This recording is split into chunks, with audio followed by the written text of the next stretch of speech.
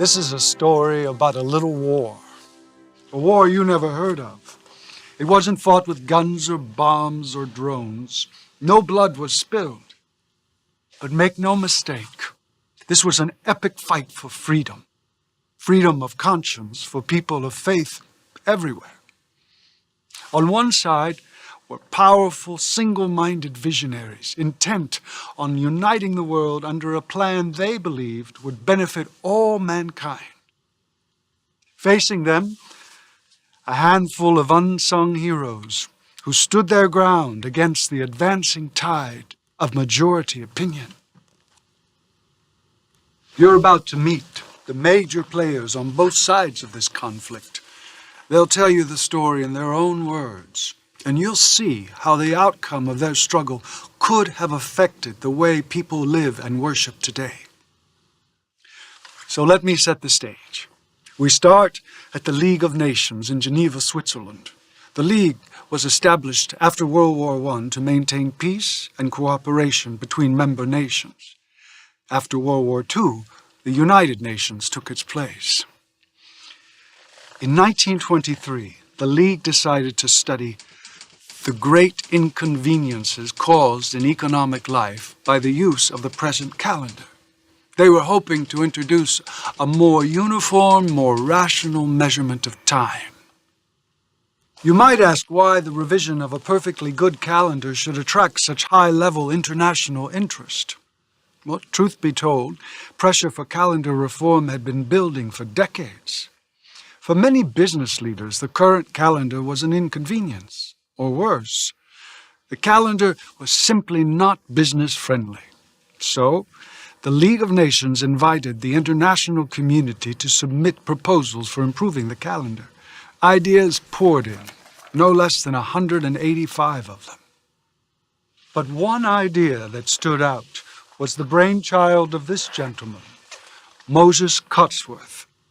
Mr. Moses B. Cotsworth, to be exact. I suppose I'm still a railroad man at heart. Not a conductor, not an engineer.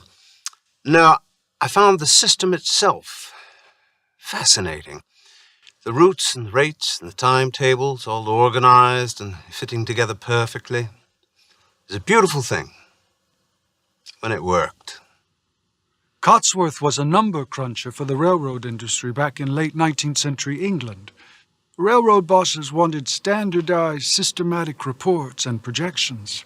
Cotsworth took up the challenge, but he was frustrated by the irregularities in the calendar. My calculations were never perfect.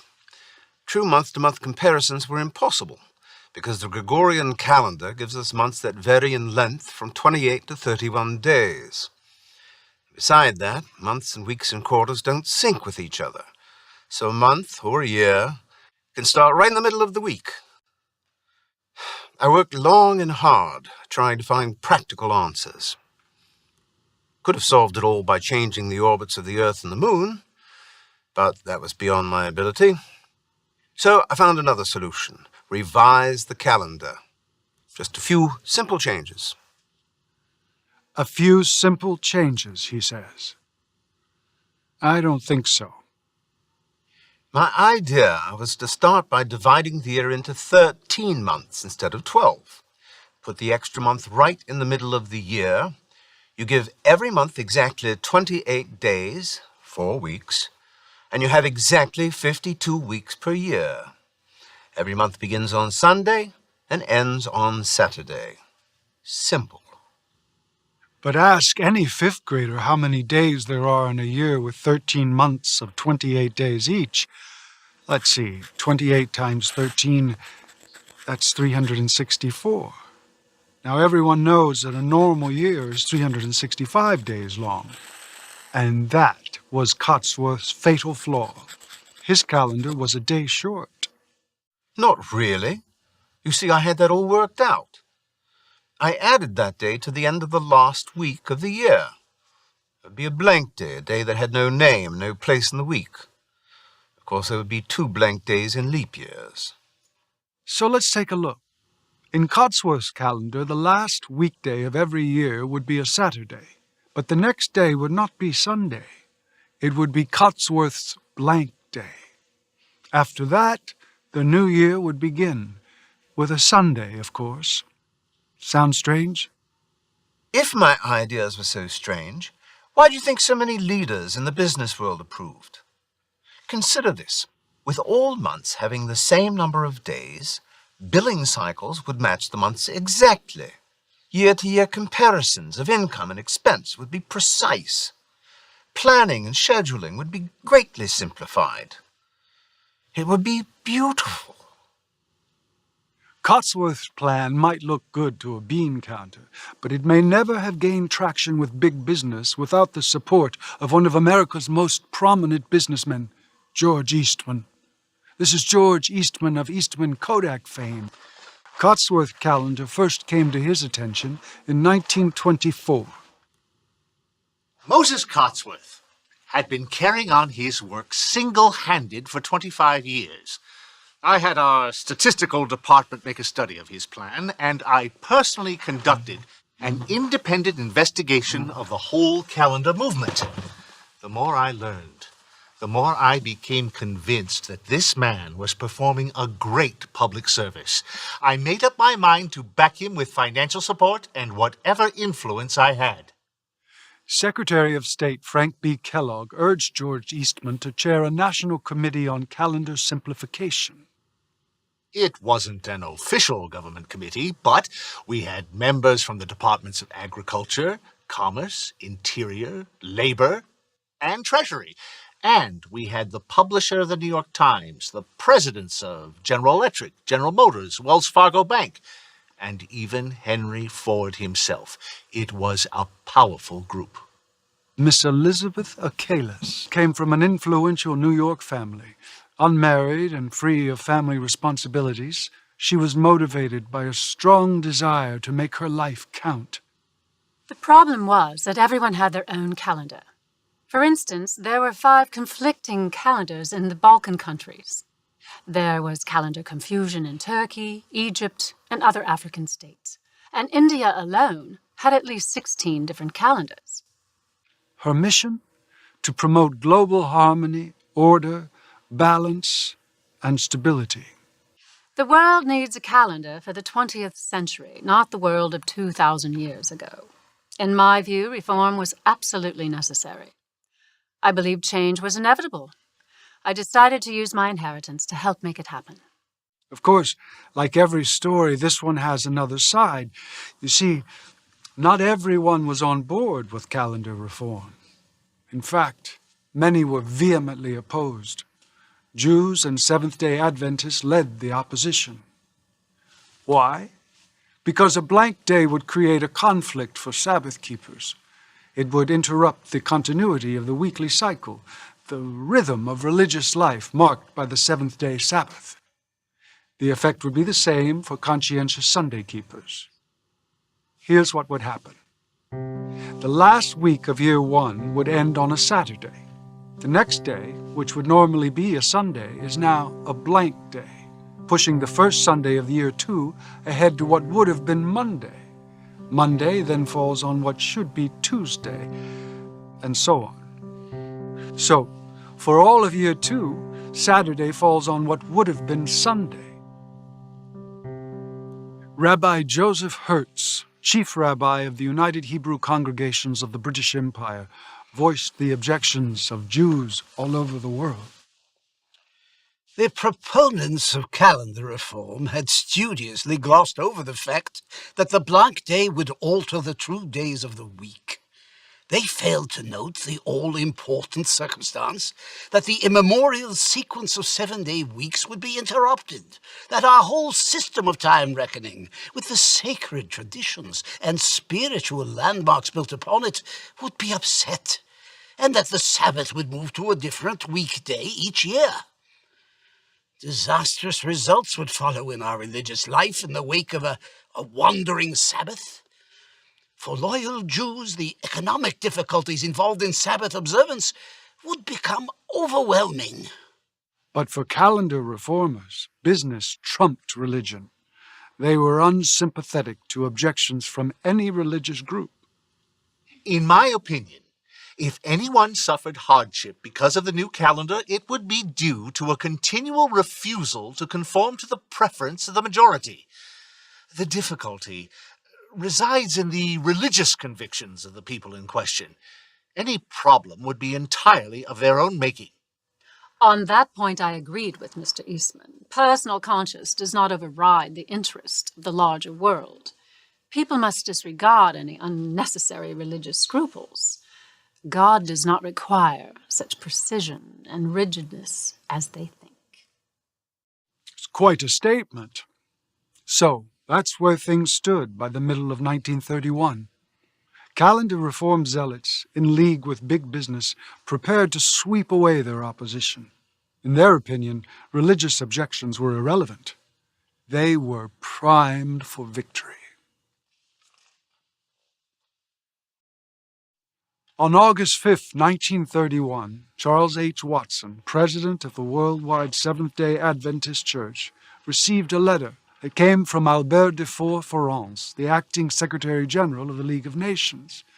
The letter was a formal invitation for the Adventist Church to send an observer to Geneva to attend the League's Fourth General Conference on Communication and Transit. Calendar reform was on the agenda. Watson referred the matter to his executive committee. C.S. Longacre, head of the Religious Liberty Department, was a member.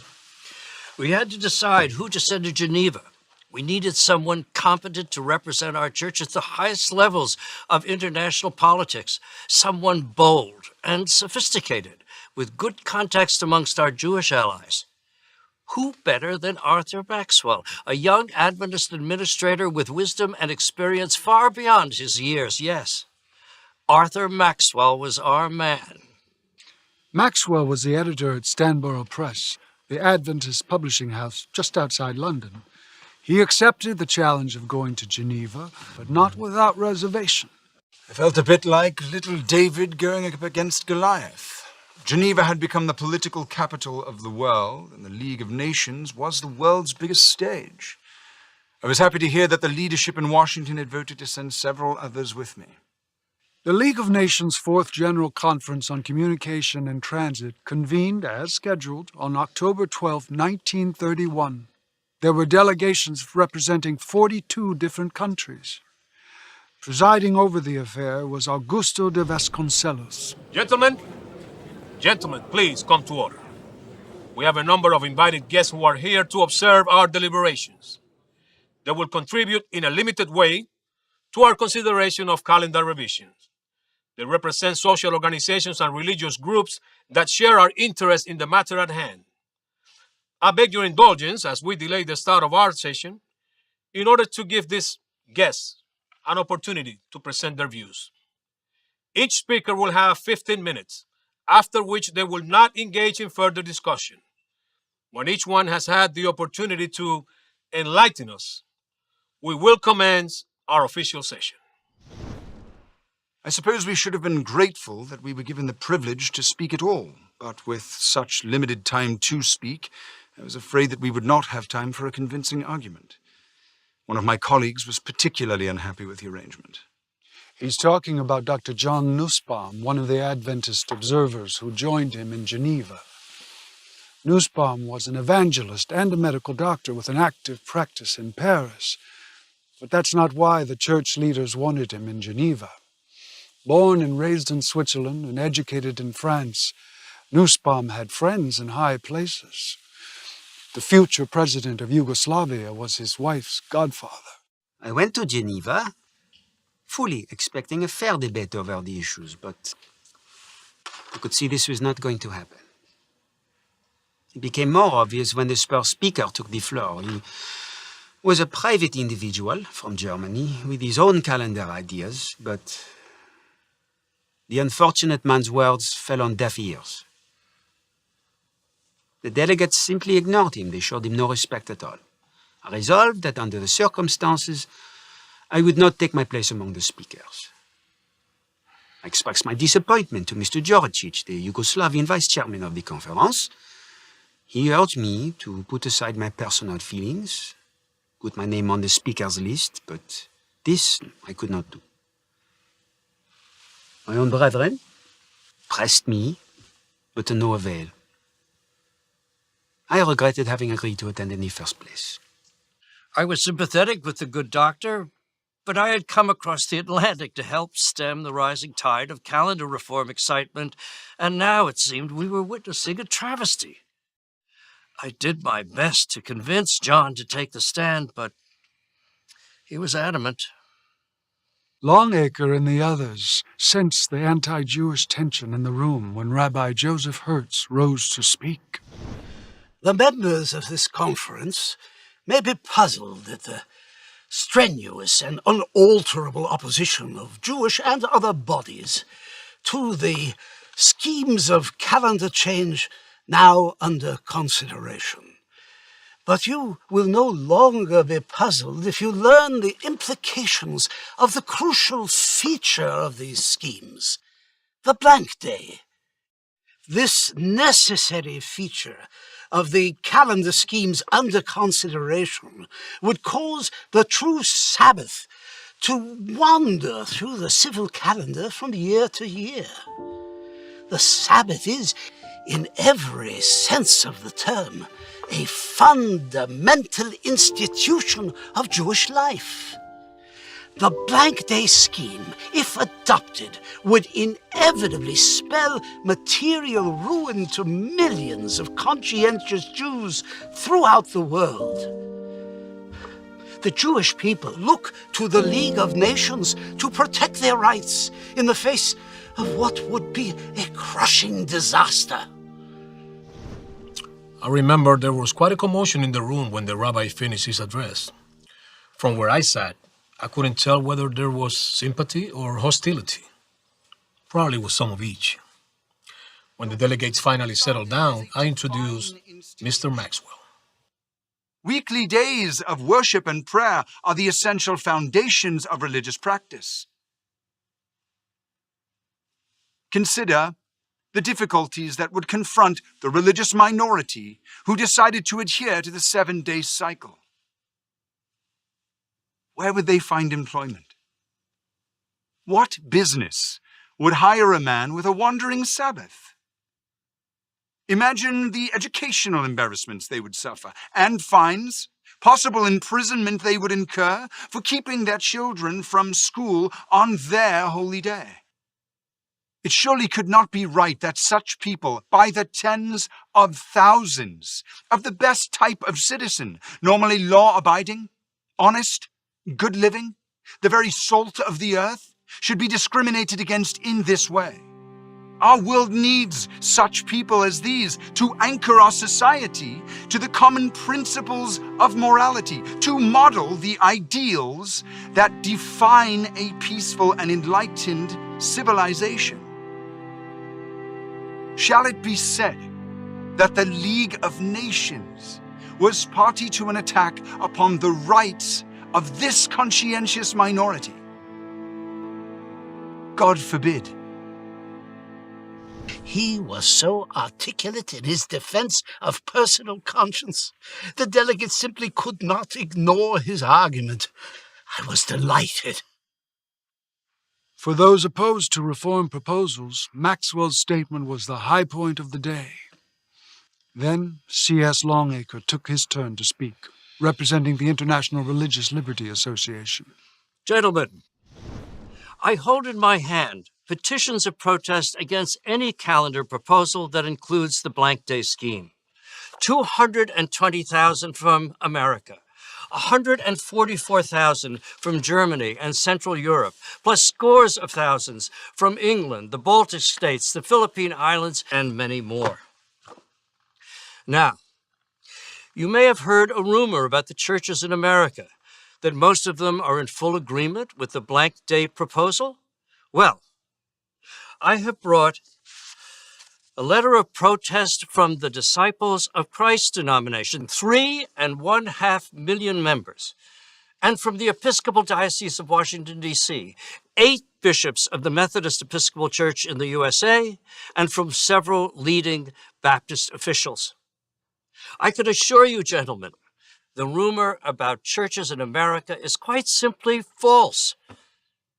What you have heard about the worldwide support for calendar change is merely propaganda. The fact of the matter is there is no groundswell of public support. People are not beating down the doors of their legislatures demanding calendar reform.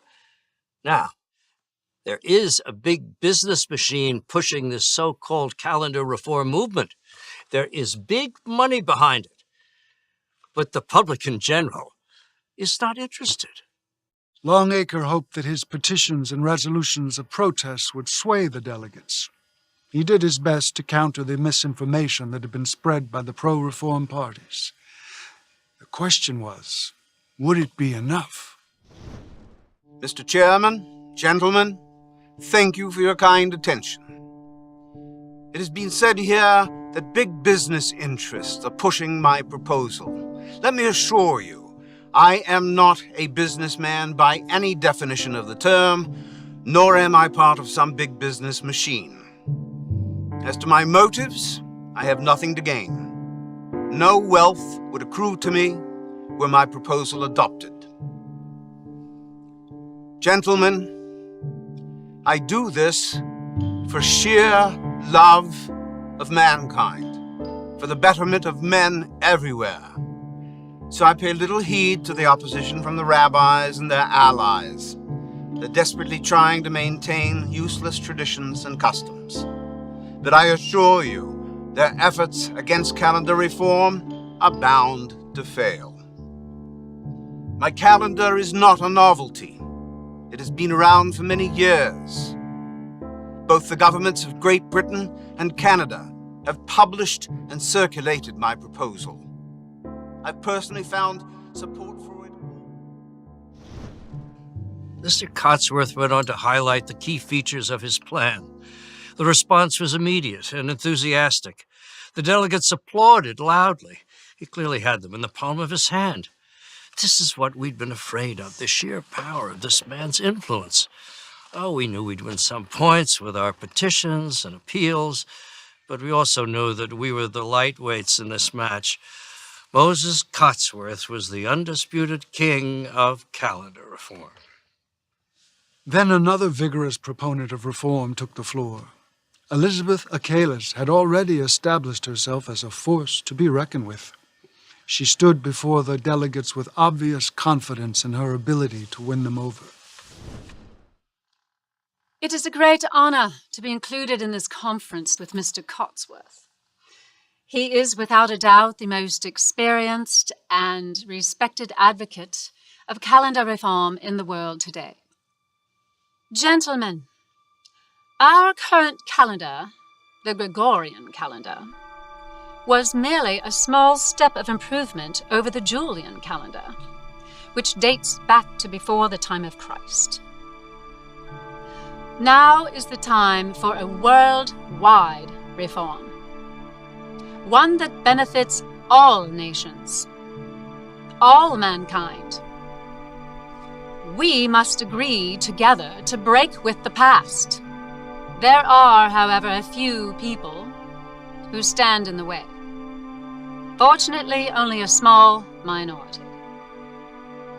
By insisting on their own rights, they fail to show love for their fellow man.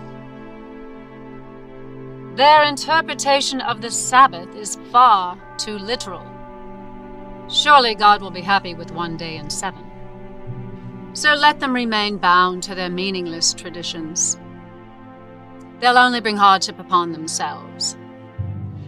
Calendar reform will come. The world will simply pass them by. Moses Cotsworth and Elizabeth Achelis set the tone for other pro-reform speakers.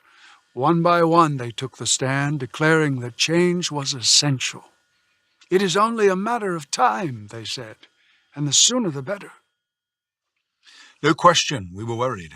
We were getting buried by all this pro-reform propaganda. We had no chance for rebuttal. We had literally run out of time. At midday, Mr. Vasconcelos announced a recess. The Adventist observers huddled, speaking in worried tones. Notably absent from the group was Dr. John Nussbaum. Frankly, I was so irritated by the whole affair, I just wanted to get away. A friend took me in his car to a small cafe in the country outside Geneva. It was good to get away from the city, away from this disaster that was shaping up back at the League of Nations. It did look grim indeed. But the rest of us were still hoping that God would somehow intervene. We could only sit and watch as the conference resumed. The strongest push for calendar reform came from the United States. Though George Eastman was unable to travel for health reasons, his committee spearheaded the effort. The vice chairman, Dr. Charles Marvin, took the lead. Marvin was the chief of the U.S. Weather Bureau. His fellow delegates assumed that he spoke as the official voice of the U.S. government. As soon as I stood up to speak, this man, Mr. Longacre, interrupted. I'd been waiting for this moment. Mr. Chairman, I said, I challenge the right of Dr. Marvin to speak on behalf of the government of the United States of America. It's true. I was not representing the government. I attended the conference as an expert on calendar reform. So I apologize to the committee for any misunderstanding of my position. I only wish that the gentleman had approached me in private rather than embarrass me before the entire committee. Marvin launched into a forceful argument for calendar reform. He was articulate, rational, and persuasive. Then he turned his attention to the Seventh-day Adventists. Gentlemen, Mr. Longacre and his so-called Sabbath keepers are creating problems where there are none. Their opposition to the blank day plan defies logic. The blank day simply extends the last week of the year by 1 day. That's 1 8-day week at the end of each year. It's like having an extra Sabbath. And what could possibly be wrong with that? Now, I can understand the Jewish argument. They are defending a custom that goes back to Moses and beyond. But the Seventh-day Adventists, they claim to be Christians.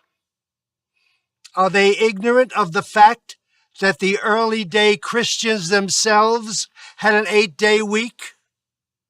That's what happened when they started observing Sundays instead of the Jewish Sabbath. And here's another example. After the United States purchased Alaska from the Russians, they replaced the old Julian calendar with the Gregorian calendar, the calendar most of us use today. When that change occurred, the people of Alaska had an 8-day week.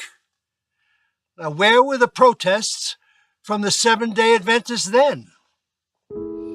Gentlemen, these people need to wake up to the fact that their Sabbath is simply out of place in today's world. Their opposition to the new calendar makes no sense whatsoever. At that point, our group, including the rabbi, was feeling a sense of desperation. Mr. Marvin was clouding things with irrelevant, nonsensical arguments, diverting attention from the real issues, and the other delegates seemed to be buying it. But the worst was still to come. Émile Marchand, the Swiss delegate, spoke up, striking directly at the principle of religious liberty.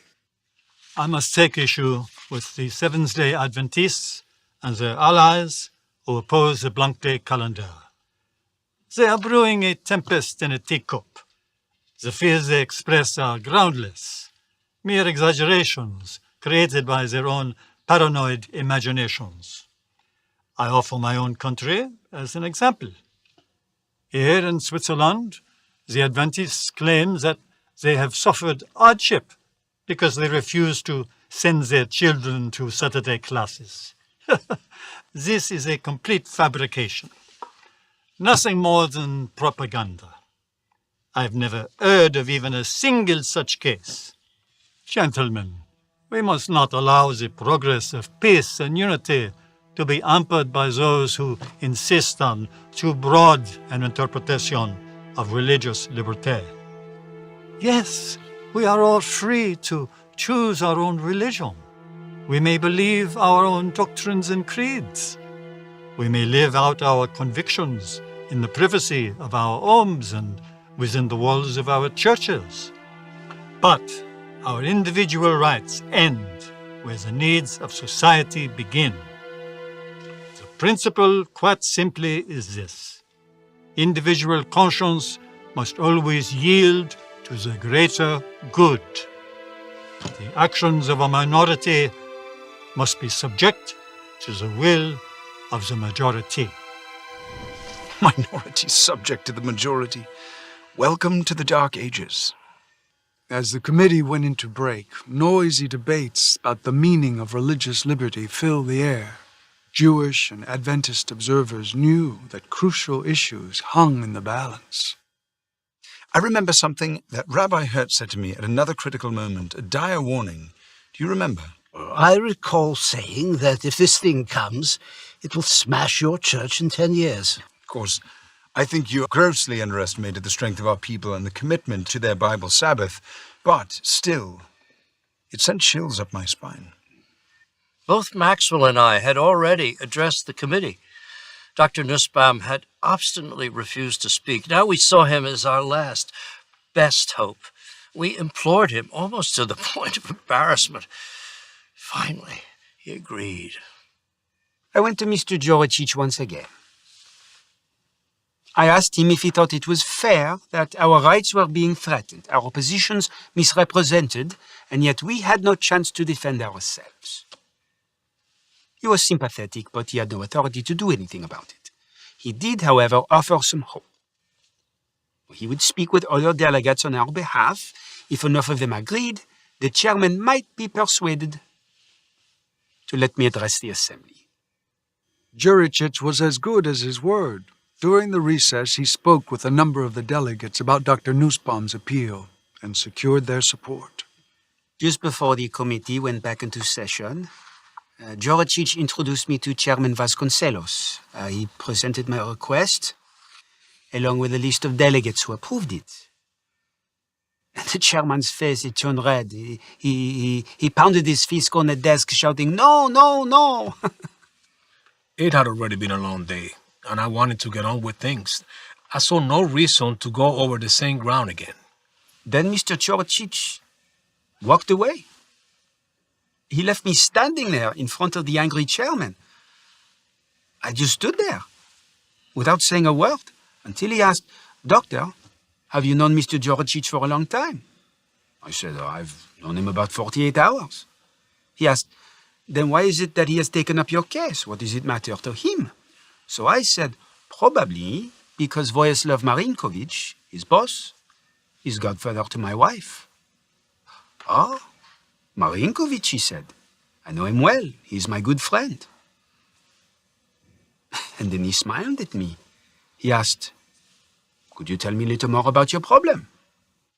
When Chairman Vasconcelos called the committee back to order, he made an unexpected announcement. Dr. Nussbaum believes that certain delegates in their enthusiasm for calendar reform have misinterpreted the basic principles of liberty and have also misrepresented his church. I believe it is only fair to give him an opportunity to address these concerns. We were all surprised. We had no idea what had gone on between Dr. Nussbaum, Mr. Juricic, and the chairman. I remember the moment he took the podium. The room was electric. He had an air of authority about him as though he was clothed with power from heaven. He was accustomed to being listened to, and he just stood there until he knew he had everyone's attention. Mr. Chairman, gentlemen, I thank you for this opportunity to speak on behalf of truth. Truth that has been trampled underfoot during this conference. This morning, Dr. Marvin, the esteemed delegate from the United States, declared that Christians had an 8-day week when they began observing Sunday in place of the Sabbath. While Dr. Marvin is a world-class expert in his field of specialty, he is clearly no historian. Any authoritative history of Christianity tells us that believers did not act in unison when they began rejecting the Sabbath in favor of Sunday. This happened over the course of many centuries. Each man made this choice according to his own free will. What Dr. Marvin and others would do is something completely different. They would bring the weight of international law to bear against those who would be faithful to the teachings of Jesus and the practices of the early church.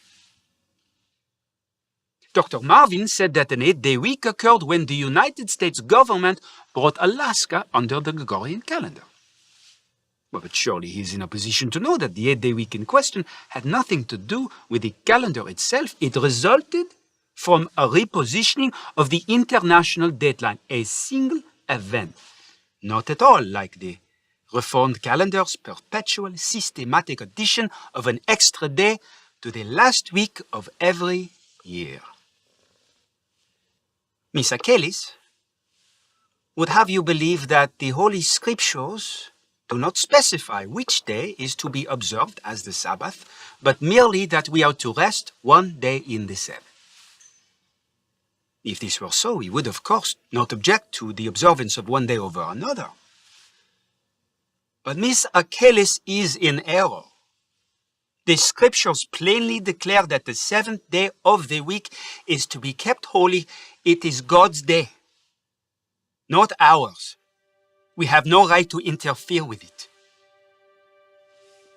My countryman, Mr. Emile Marchand, has dismissed as mere paranoia the testimony of people who have suffered persecution right here in Switzerland.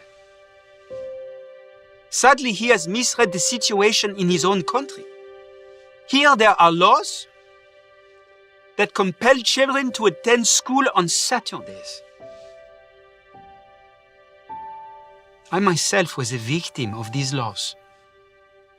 My Seventh-day Adventist parents did not send me to school on Saturdays. Again and again, my mother was brought before the judge. Again and again, fines were imposed. My parents did not waver. I am brought nearly to tears as I remember my dear mother's hands, red and raw from working to earn money to pay these fines. In addition to her duties at home, she was obliged to wash the clothes of other families, just to appease the demands of a heartless tyranny. And now Mr. Marchand has offered us an astounding definition of religious liberty. It is a definition that will reverse centuries of progress toward the very freedoms that mark a truly civilized society. He speaks to a liberty that is restricted to church buildings and private homes. Thus, he would deny men the right to live out their religion in public life. Mr. Marchand would deny to society itself the benefits of morality and grace that find their source in the hearts and lives of those who are guided by divinely enlightened conscience. His liberty is far too narrow. Gentlemen, there is a great deception being propagated by those who are pushing for the blank day calendar.